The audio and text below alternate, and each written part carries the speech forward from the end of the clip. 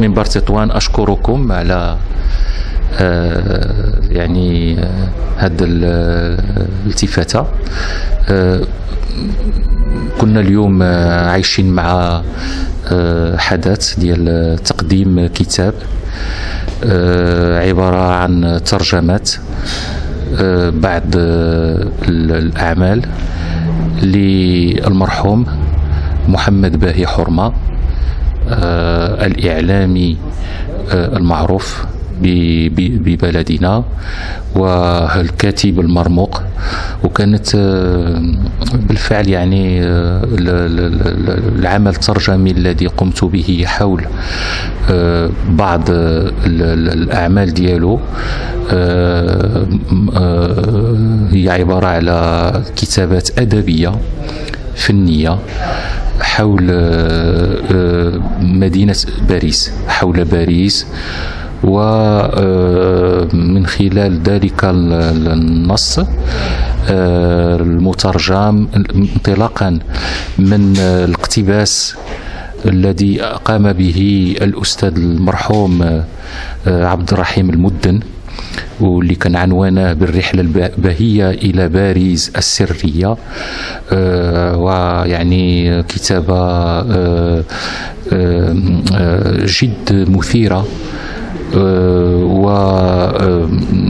وذات يعني غنى كبير حول نظرته لمدينة باريس. يبين هذا النص على باريس الباهي، على قدرته الكبيرة، على خياله، على ثقافته العميقة، على معرفته الدقيقة حول مدينة باريس، وعلى قدرته انطلاقا من تلك الثقافة الثرية الغنية، قدرته على الكتابة إبداعية وفي نفس الوقت واقعية ذات جمالية متميزة. وهذا الكتاب حول باريس لا يمكن إلا أن يبهر من يقرأه، ويبين مدى معرفة ذلك الشخص لهذه المدينة التي عاش فيها حوالي نصف عمره 30 سنة، وفي نفس الوقت على حبه العميق لتلك المدينة وعشقه لتلك المدينة. وهذا ما نجده من خلال كتابته حول يعني باريس. فهذه المحطة يعني الأدبية والفكرية كانت مع يعني باهي حول إذن هذا التمثل لباريس. وكانت يعني رحلة شيقة بعد رحلته هو نفسه في باريس، كانت رحلة شيقة مع هذا الأديب ومع هذه الشخصية يعني الأصيلة المغربية التي نكن لها كل التقدير. وشكرا. شكرا. أكدوا على الدور الذي تساهم به في إثراء العملية الترجمية داخل الوطن في اتجاه نقل النصوص سواء من العربية إلى الفرنسية أو من الفرنسية إلى العربية أو من العربية إلى لغات أجنبية أخرى. وشكرا. الله يحفظك.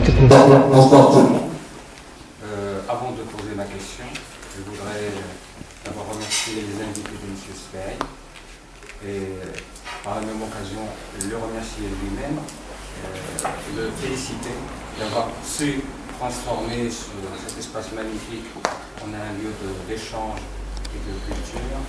Alors ma question, au-delà de ce qui est art, de ce qui est technique, au-delà de la maîtrise de la langue de départ et de la langue d'arrivée dans une traduction, ne pensez-vous pas, M. Zimouli, qu'il est aussi important d'avoir des affinités intellectuelles avec l'auteur du texte traduit, voir les affinités personnelles aussi, de l'avoir côtoyé, d'avoir eu des relations très rapprochées avec lui. Qu'en pensez-vous?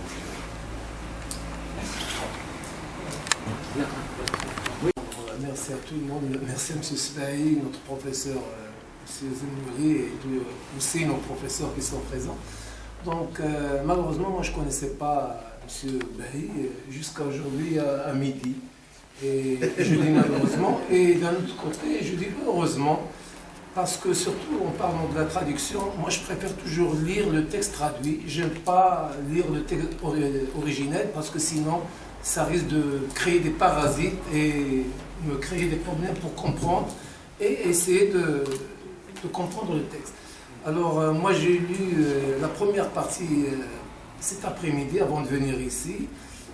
J'avoue que j'ai aimé l'écrivain, je ne le connaissais pas et je l'ai aimé à travers d'autres traductions, M. Zemouri, qui est écrite dans une belle langue, il faut l'avouer.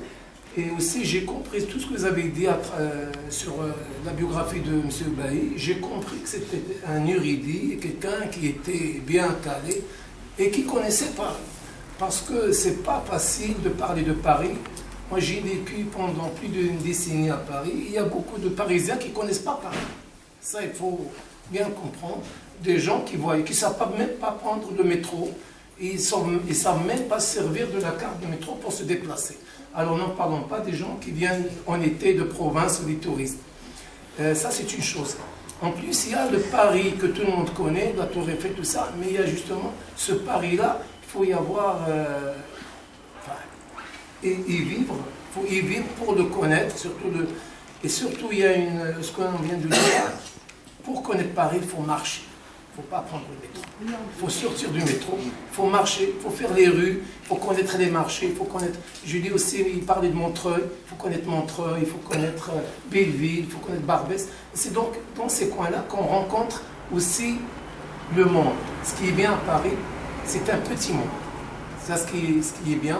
Il y a toutes les cultures. Et il parlait aussi de religion, il parlait de Paris, de parti de Dieu, c'est ça, de parti de Dieu. Oui, il y a aussi ce fanatisme qui existe à Paris, qui a toujours existé entre les catholiques et les protestants. Et ce problème de religion, il existe jusqu'à aujourd'hui. Maintenant, entre les musulmans, il y a toutes les religions, il y a toutes les cultures, toutes les musiques. Moi, ce qui m'intéresse beaucoup, c'est le côté traduction. Monsieur, tout à l'heure, il a soulevé le problème d'affinité. Alors, l'affinité, on ne sont pas obligés de rencontrer quelqu'un, mais on peut avoir certaines affinités, par exemple, sur la culture, la littérature, l'écriture. Aimer, par exemple, Moutsenabi, sans l'avoir toujours rencontré. Moi, j'ai l'impression, M. Zemouri, vous avez aimé cet homme, c'est pour cela que vous l'avez traduit. Et je crois que c'est une bonne chose. Et moi, j'ai aimé votre texte. Ce qui va me pousser à aller plus loin et connaître aussi M. Bahi et ce qu'il a fait. Et je vous remercie, c'est tout ce que j'ai à vous dire. Je passe la parole à d'autres intervenants.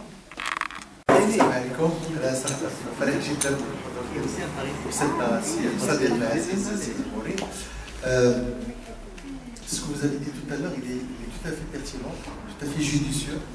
Le fait de méditer une ville, parce que Paris, c'était un rêve, et c'est encore un rêve, comme c'était le Caire dans les années 40 au Maroc, New York à un certain moment, Istanbul pendant des siècles, il y a toujours des villes mythiques, des villes de rêve qui font que les gens, quand ils entendent parler d'une ville, ils tombent pratiquement toujours tombent amoureux.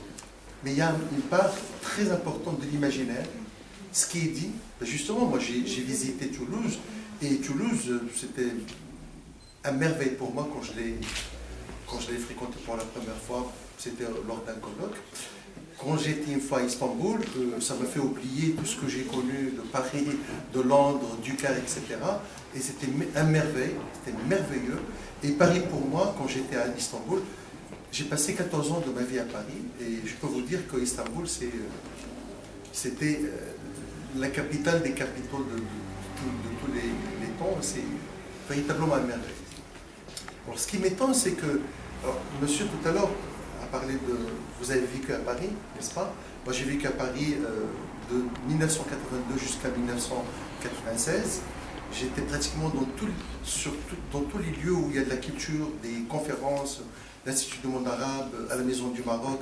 Partout où il y a culture, j'y étais. Comme aujourd'hui, et je le resterai jusqu'à la fin de ma vie. Mais j'ai jamais rencontré M. Bailly. Jamais je l'ai rencontré, M. Bailly. M. Bailly, pour moi, c'était toujours, l'image que j'avais de M. Bailly, c'est d'un journaliste. Et je croyais qu'il vivait au Maroc, déjà. Parce que je lisais des textes, etc.